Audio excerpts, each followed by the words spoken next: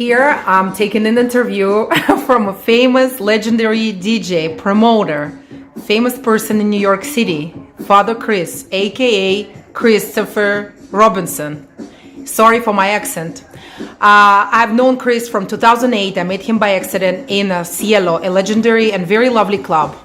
He started talking to me about the music and invited me to different events. I'm passing my word to Chris. How you doing, everybody? I'm in Russia, right? Yes? Hi, my name is Father Chris.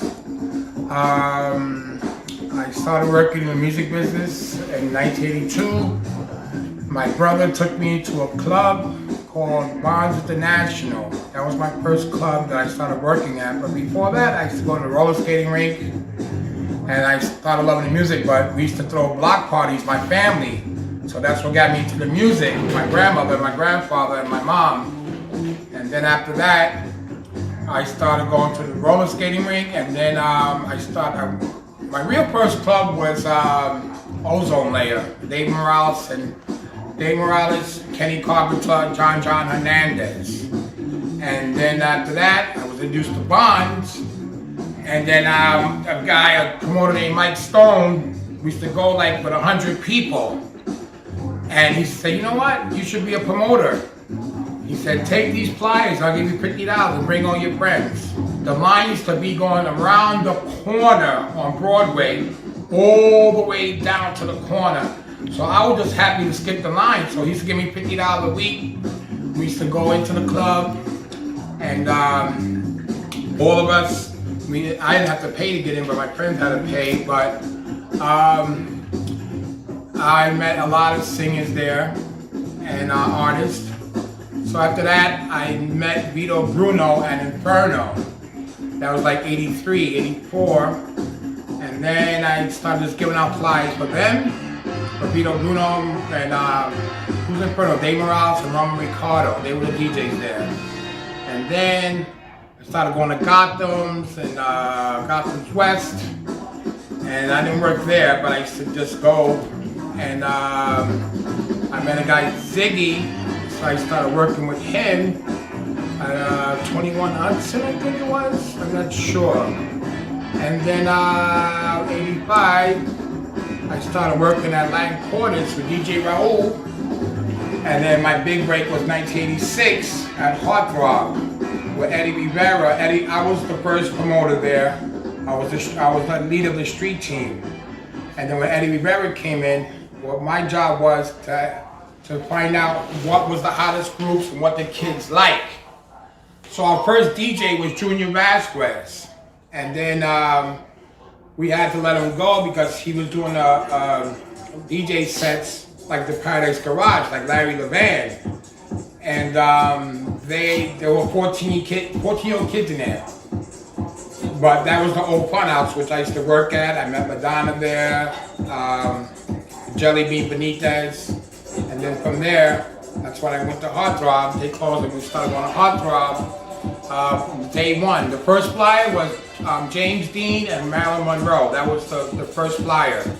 And then we started giving out flyers. I used to give out 10,000 flyers a week out by myself, paper flyers, and I had to write my initials on the flyer to get paid. $2 each flyer. I used to get back like 1,400 flyers by myself. I used to go to the parks, West 4th Street. I used to go to Westport Park, to Brighton Beach, to the Bronx, to the Orchard Beach, Coney Island Beach, Manhattan Beach, all the malls, all the high schools, all the colleges, just carrying flyers all the time and shirts and give out t-shirts and my 90-watt radio, playing all the Louis Vega's tapes. Who is Louis Vega for you? Who is Louis Vega? Louis Vega's the man. That's him right here. Master that work. Right there. So we brought him in because it wasn't working out. We brought in Dave Morales, Jelly Bean Benitez, David DePino. We brought in all these DJs, but it just was in the format we was not trying to do.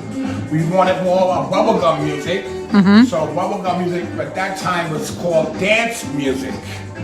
Right, it was the beginning of 90s, right? When the 80s. 80s. 86. Okay. So I used to date a girl named Vanessa. Have you seen the movie Coming to America? Yes. When they went to a club, him and Eddie Murphy, and there was two girls, two twins, and they were doing a human beatbox? I Yes. saw one of those girls. Oh. So they always used to ask me, it used to be her, Mariah Carey, Brenda K. Starr, by India, Lisa. They used to hang out in the VIP. So they used to tell me and Eddie, can we sing for you? Can we sing for you? I was like, there's no music. He goes, we will sing freestyle. So they wanted to sing it, which is solo, without music. Right. So I said, you know what, that's a good name for this music. And that's how freestyle came upon.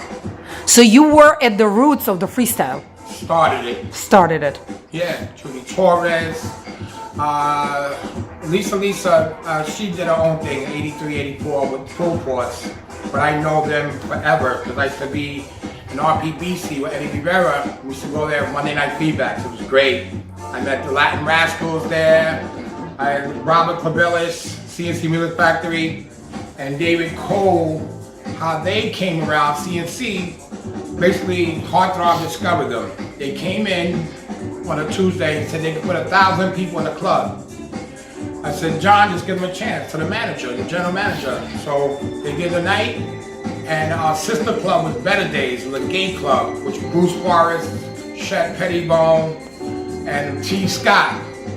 So we put Clavelis and Cole, and they only did 100 people, so we sent them over there to Bruce Forrest and put them over there to DJ. So like basically we discovered CNC Music Factory. Oh my God. CNC Music Factory, just tell for the people, what is it exactly? It's a big name here in New York. Everybody dance now. Everybody dance. Oh, this is very famous too. That's them. Right. So you were doing basically searching for the talents, promoting the talents. Right. We did all the C-Bank, Vaccination, all those groups. Vaccination, Sapphire, Don't Break My Heart. They started in Heartthrob. And I Won't Stop Loving You by C-Bank, featuring Diamond Eyes. That was her first gig. Little Susie, she was 5 years old. She sung The Greatest Love of Them All. We discovered her. The Greatest Love of All, that's the song, right? A little girl, 5 years old. Her name was Little Susie. So, and she got discovered by Eddie Rivera. He brought her in, and then she got older and she started singing. Tell me when you started to play, like really play music. I just wanted to tell to the viewers Really this. 95, 96, like 96, but the music that we are hearing at the background, This is the garage. This is the Larry Levan. He used to play this song. What It's about called Dancing Out of Space. what about your music? Huh? No, I don't make records. I only have one record. One record? Yeah, called Yeah, Sing It. but you played too. You just played somebody else's music and you mixed Oh, it. yeah. I play a lot of music for years. So I DJ. Every DJ since like 96, 97. And but mostly my thing is more promotion, booking, marketing, DJing, promotions, and that's what I mostly do. So after that, they fired me from Heartthrob for no reason. Once they got the 5,000 people after we hired Little Louis Vega, they fired me. And I had a nervous breakdown. You know, imagine giving out 10,000 flyers. I never slept, because don't forget, I Of was course. security Fridays and Saturdays too. Then go home, write my name on the flyers, and then go straight to the beach, 11 in the morning. Because New York never sleeps, right? No, I had to work to get my money for like Tuesday. Plus, it never sleeps. That's why you were like that. I Yeah. was doing my job. I was doing the security and that. I wasn't DJing yet. So you are a good judge of character and you know how to connect with people. Oh, that's the best way. Not Facebook and Twitter and Instagram. No, before all of that, it was about flyers. You meet the people so you get a feel of your numbers, how many people are going to come that week. And you makes you feel good when you see the line going down a block. Our biggest party, we did 20 acts. The line was going one way, the 10th Avenue, Right. all the way to the corner, and another line down to 11th Avenue. And then there was 10,000 people in the street. Like for Star Wars, remember when the Star Wars just made the first episode in 1978? We That was were the bigger same. than that. Bigger than that. We had, it was just Louis DJing, but we had every act, every freestyle act. How did you discover people? What did you feel them? Did they come up Oh, to I used to be you? in the office too. Yeah, I can take the phone calls from Mick Mac, like Rupalicious, like still a lot of people in there. Let me see, where's Cutting records? Cutting Records of Sapphire, Latin Rascals, Little Louis did beat it, beat it, beat it, ha! The hot dance. That's Louis Yes. on Cutting Records. Him and Kenny Dope. And then I went to 1018 with Eddie Rivera, and I was giving out flyers for him and Vito. And then that was 1987. What about very famous music that came from Chicago, the techno, the trance, We the house? discovered it. I'm gonna send you the flyer. You discovered it. Them. We had a big show. We didn't do too many people. Nobody really knew them. We had Lita Holloway, Chip E, Steve Curly, check your body. Chip E, I like this. Lita Holloway, Crash Goes Love. Remember the very famous song, what is it called a few years ago? It was about 10 years ago. No, it was called Hey, I Say, You Say. I heard Why you, don't hey. you say? Well, we had Dennis Ferrera at Funk Box. I Dennis seen that Ferrera. picture. I had that picture too. When he played at Funk Box that day. Yeah. Why don't you say, hey, we did like Why don't you 1,100 people that day at Cellar Room. And then, Tell me about the clubs in general. How did it start? How did it come here? All of this like house music. When people really knew when it got commercialized was Studio 54. Right, I was no part of that. I was too young. It was like 1977. So I really started 82. I was an 80s baby. 80s. Right.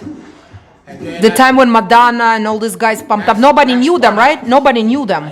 They were nobody. She was dating Jelly Bean, and then she did Borderline, Holiday, all her records. And then he played them every week, and she almost sung every week at the front house. Every week she was there. So I used to walk him and her and Jelly Bean to the car at the end of the night, to the taxi, every night, end of the night.